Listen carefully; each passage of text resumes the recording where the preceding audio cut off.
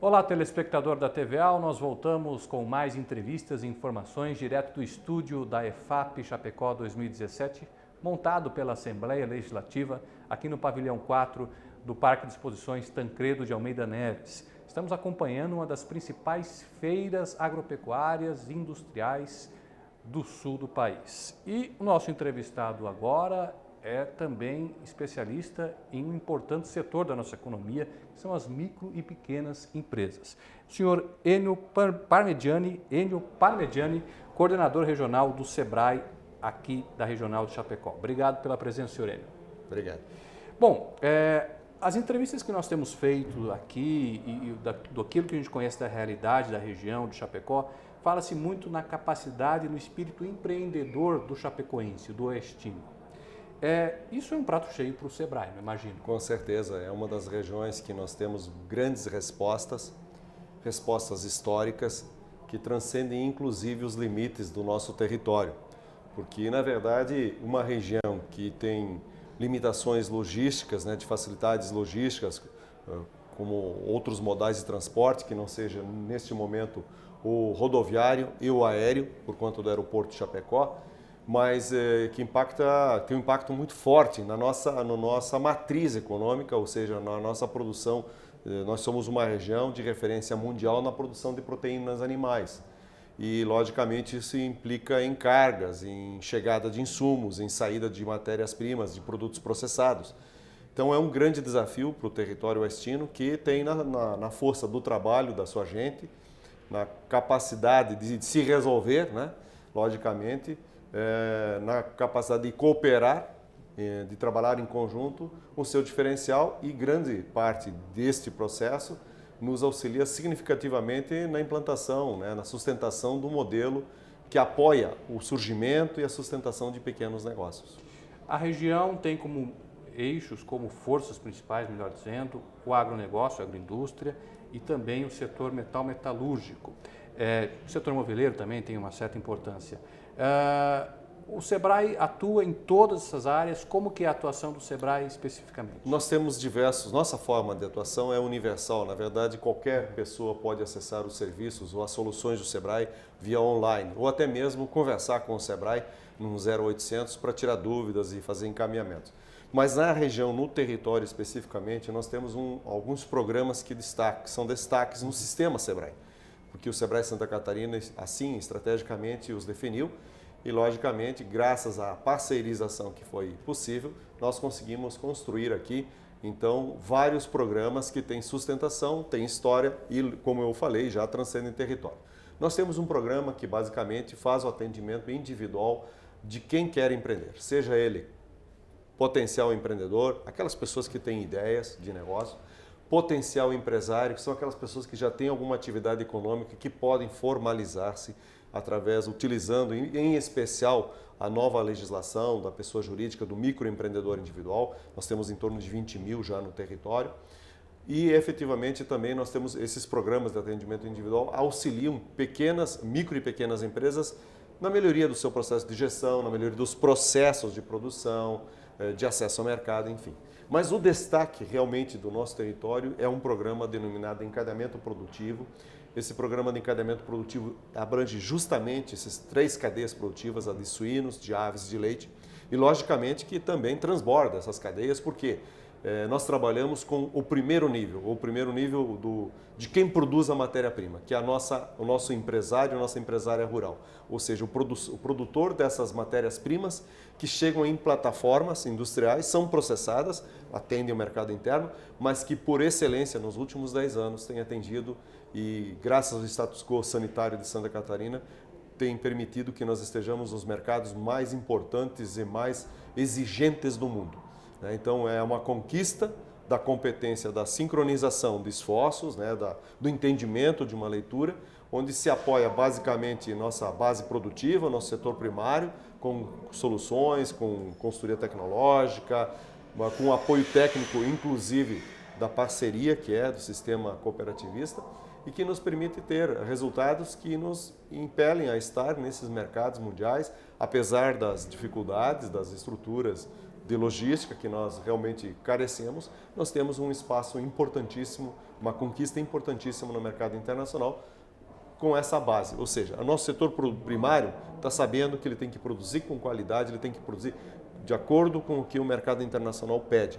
Ele está se preparando para isso há 2 décadas e, logicamente, as nossas plataformas que são certificadas, as plataformas industriais que são certificadas e a gestão das cooperativas, enfim, das nossas agroindústrias fazem com que esses produtos cheguem, né, no mercado internacional com o apoio do poder executivo, do poder legislativo, porque queiramos ou não, as defesas que são necessárias para que tenhamos esse status quo também dependem do poder executivo e do poder legislativo no apoio dessas iniciativas. As pessoas geralmente conhecem a região de Oeste, Chapecó, pelas grandes agroindústrias, né, que tem projeção internacional, marcas conhecidas em todo o mundo. Mas a gente sabe que no Brasil quem gera, de fato, a maior quantidade de empregos são as micro e pequenas empresas. Aqui na Regional de Chapecó, qual que é o peso das micro e pequenas na formação do mercado de trabalho? Olha, nós estamos próximos a 50%, eu acredito até um pouquinho mais. Isso é um número que varia, mas aqui vamos dizer assim, a leitura de cenário que nós é muito parecida com o restante de Santa Catarina. Ela tem um equilíbrio. 51%, 52%, 48% do emprego é gerado pela micro e pequena empresa. Porém, quem tem gerado mais empregos ultimamente tem sido a microempresa.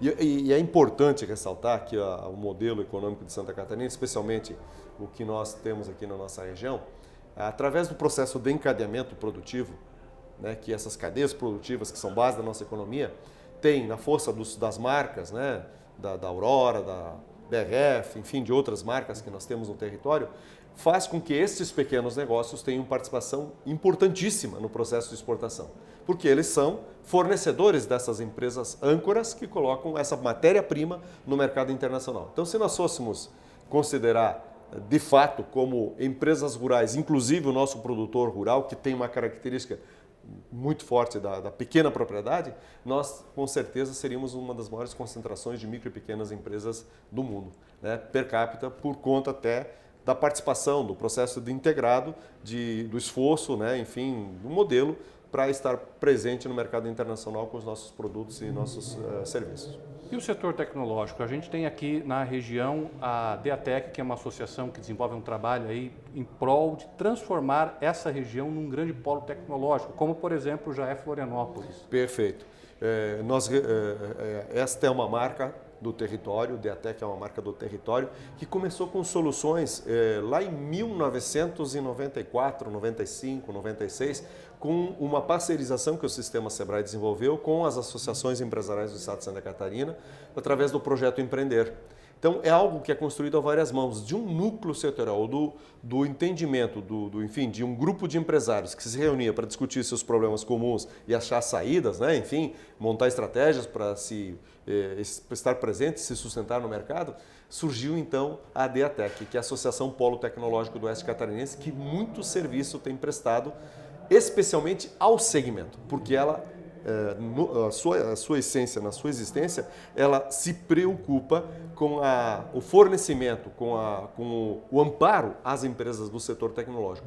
Mas, vamos dizer assim, um olho no peixe e outro no gato, também faz com que as conexões que eram inicialmente no nosso território se expandam por Santa Catarina e por outras conexões nacionais e internacionais. Então, a DEATEC é um instrumento propulsor dos pequenos negócios, especialmente, não vamos botar aqui só na área de tecnologia da informação e comunicação, de automação, mas vamos botar aí na economia digital. Ela já está muito presente, ela tem uma interface muito importante com as universidades nossas, da nossa região também estão, vamos dizer assim, alinhadas a programas como o Parque Tecnológico, né? Chapecó também foi contemplado e, logicamente, aqui tem outros desafios e novos desafios que, graças a Deus, estão sendo puxados pela classe empresarial. O senhor comentou no início da entrevista da questão de logística, né? A questão do aeroporto, a própria rodovia BR-282, que é o principal corredor, que são limitações para o crescimento. Mas a gente também tem outras questões, questão trabalhista, questão tributária. Embora tenha havido avanços significativos com o MEI, com o Simples Nacional, Ainda há o que evoluir nessa questão tributária? Com certeza, com certeza. É impossível um empresário, né, dono de um pequeno negócio, enfim, ter, mesmo inclusive com assessoria de contadores, enfim, ter condições de absorver a informação e prover a gestão da maneira que nós temos devido ao grau de complexidade da burocracia, enfim, das formas que o Estado atua. Então, nós vemos como muito interessante, muito importante, marcos importantes, a implementação dos processos de simplificação, seja pelos nossos legisladores, acolhendo orientações da Lei Geral da Micro e Pequena Empresa, seja pelos nossos prefeitos, implementando a Lei Geral da Micro e Pequena Empresa, porque literalmente isso auxilia e viabiliza a abertura com maior velocidade ou até mesmo o fechamento de um pequeno negócio, que é muitas vezes o que esbarra. Eu acredito que a questão trabalhista ela tende a evoluir, logicamente, não está tudo contemplado, a tendência, acredito também, que seja o nosso legislador trabalhar pela sua simplificação, porque eu tenho certeza que quanto mais simples, mais tranquilo para que nós possamos obter resultados. E esses resultados, eles vêm quando as pessoas estão estimuladas, não quando as pessoas estão pressionadas com normas, regras, efetivamente, que literalmente lhe tolhem, inclusive, né, a competitividade. Um dos grandes gargalos do setor agroindustrial, da agroindústria aqui, mas no caso aí da produção de suínos, é a questão do milho, da produção de milho. Né? Me parece que o Sebrae tem um projeto ou está elaborando algo no sentido de criar uma espécie de corredor do milho. Gostaria que o senhor falasse mais sobre isso. Esse é um outro aspecto muito importante, que está sendo resolvido a várias mentes e mãos. Por que eu digo que são várias mentes e mãos? Porque é um processo que está sendo desenvolvido. Bom, é histórico que nós importamos mais de 50% da nossa necessidade do grão do milho, né? Santa Catarina, não é que Santa Catarina não sabe produzir milho e que o nosso produtor rural não sabe produzir milho, ou que vai perder espaço no mercado catarinense para o milho que ele produz. Na verdade, nosso estado é pequeno, pouco por cento do território nacional, e do ano de 2004 para cá, houve o crescimento significativo de uma cadeia produtiva que é o leite, que hoje nos coloca em quarto no ranking nacional, quarto estado produtor, e a nossa região é uma grande produtora de leite. Essa produção de leite, que de certa forma casou com o processo produtivo nas pequenas propriedades com a produção de suínos e aves, também tolhiu um espaço do terreno, do território catarinense, mais de 225 mil hectares de terra, para produzir silagem, para produzir alimentação para o gado leiteiro. Aliás, que cresce a passos largos e que tem inovações tecnológicas extraordinárias, ações integradas, cooperadas, inteligentes, que literalmente vão fazer com que esse setor realmente cada vez mais se consolide e seja mais competitivo, mas efetivamente nós não temos como fazer 2 andares de Santa Catarina, né? Não tem como. Então nós precisamos importar o milho. Da onde vem o nosso milho? O nosso milho vem do Centro-Oeste.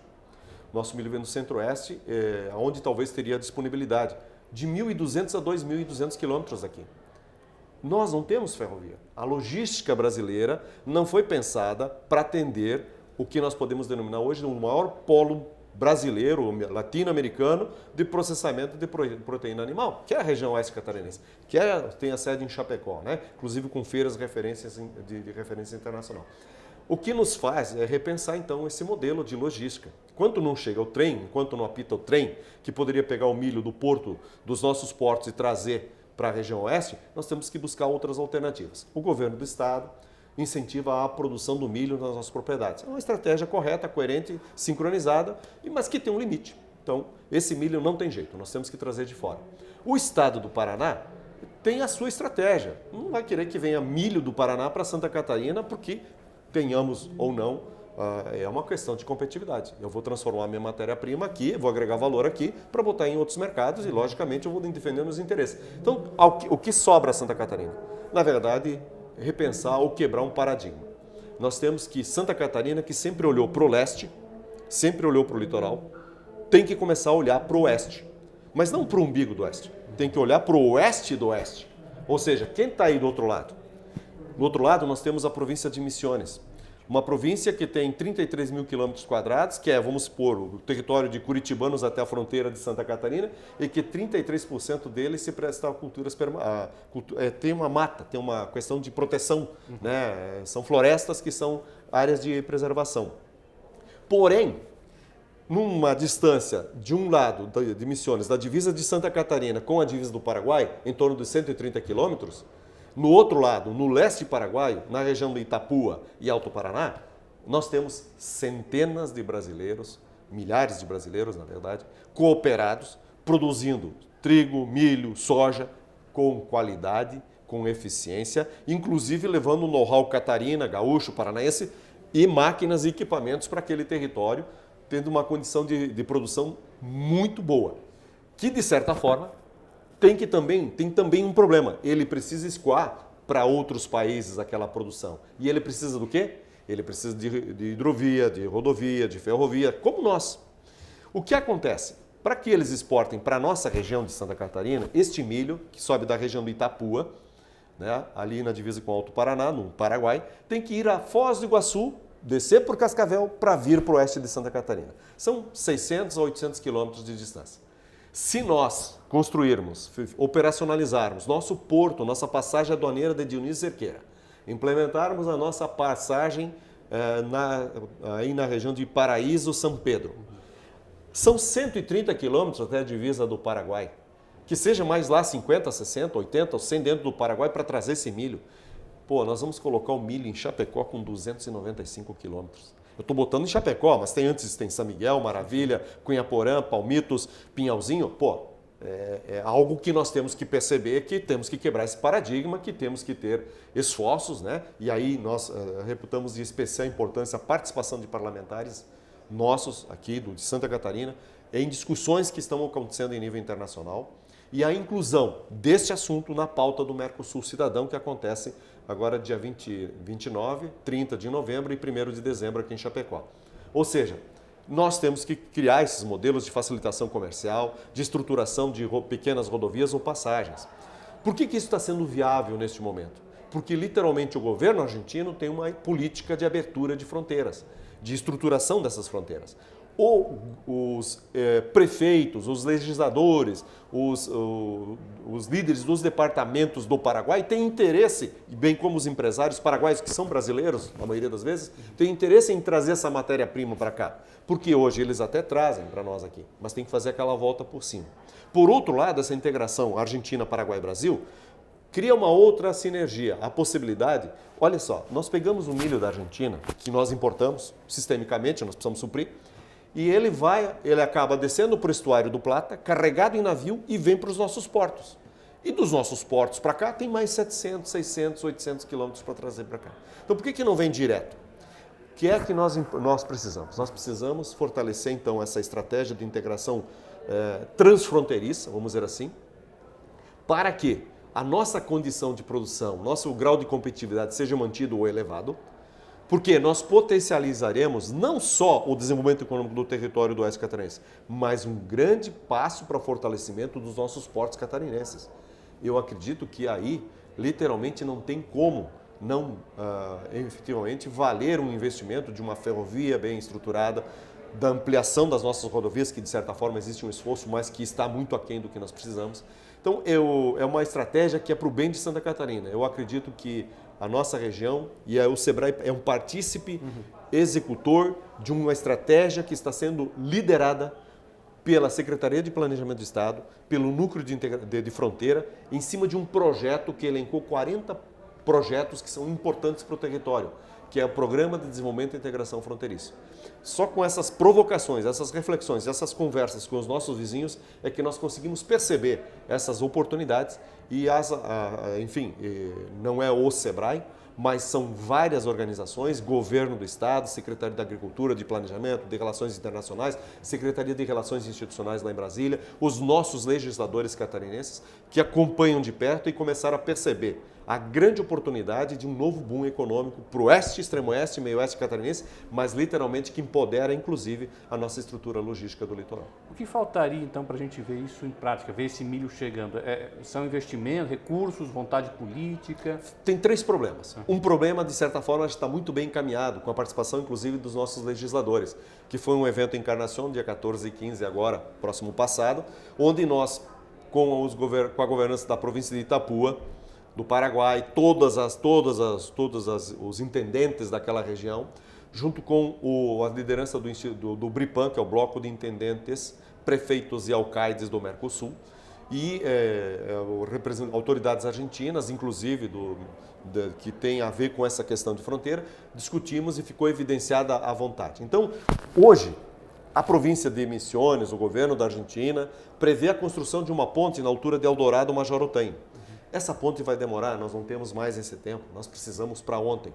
Então, o que foi negociado em Corrientes foi a passagem via barcas. Então, os caminhões carregam o milho no Paraguai, milho, trigo, enfim, o que é necessário, passam por essas barcas na altura de Eldorado, na Argentina, e ingressam hoje, imediatamente, no porto de Dionísio Cerqueira, na nossa passagem aduaneira. Então, esse é o primeiro problema, está resolvido, está acordado. BRIPAM, Argentina, Paraguai se entenderam, graças a Deus está acontecendo. O que é que nós precisamos? Reforçar nosso porto. O nosso porto de Dionísio Cerqueira precisa ampliar espaços, seja para receber e dar fluidez, ser fluido no processo da chegada e despacho desses caminhões que vão chegar carregados, né? Também, por outro lado, nós temos a questão da passagem de São Pedro e Paraíso. São Pedro, Argentina, Misiones, Argentina, Paraíso, Santa Catarina, aí na altura de São Miguel do Oeste. Que devido a... Vamos assim pensar positivo. Que nós consigamos importar do Paraguai 50% do que nós precisamos importar. Isso, pessoal, significa 200 caminhões por dia. Se os nossos portos têm passagem de 2.000 caminhões por mês, nós não precisamos ampliar. Nós precisamos da passagem de Paraíso, São Miguel, nós precisamos da passagem e a fluidez no Dionísio Cerqueira. Não tem como não perceber isso. E lógico que aí, por consequência, então, o segundo problema, talvez o primeiro para os brasileiros, é fazer o Porto Dionísio Cerqueira poder atender com fluidez essa passagem. No segundo momento, a habilitação e a preparação dessa passagem também em São Pedro Paraíso. E, logicamente, a nossa infraestrutura. Não dá para deixar de dizer que o gargalo daí passa a ser a 1613 e a 282, que são realmente trechos menores, mas que são importantíssimos, são estratégicos, que se eles não funcionar, não der fluidez também, nós vamos ter problemas que de certa forma nós vamos deixar de ter, de ir para o porto, mas que aqui na nossa região é algo que tem que ser resolvido e eu acredito que há um empenho dos nossos legisladores nisso também. Ok, nós conversamos com o senhor Enio Alberto Parmediani, coordenador regional do SEBRAE em Chapecó. Eu agradeço muito pela entrevista e até uma próxima oportunidade. Obrigado. E você que acompanha a TVAL, fique ligado, voltamos a qualquer momento com mais entrevistas e informações direto da EFAP Chapecó 2017.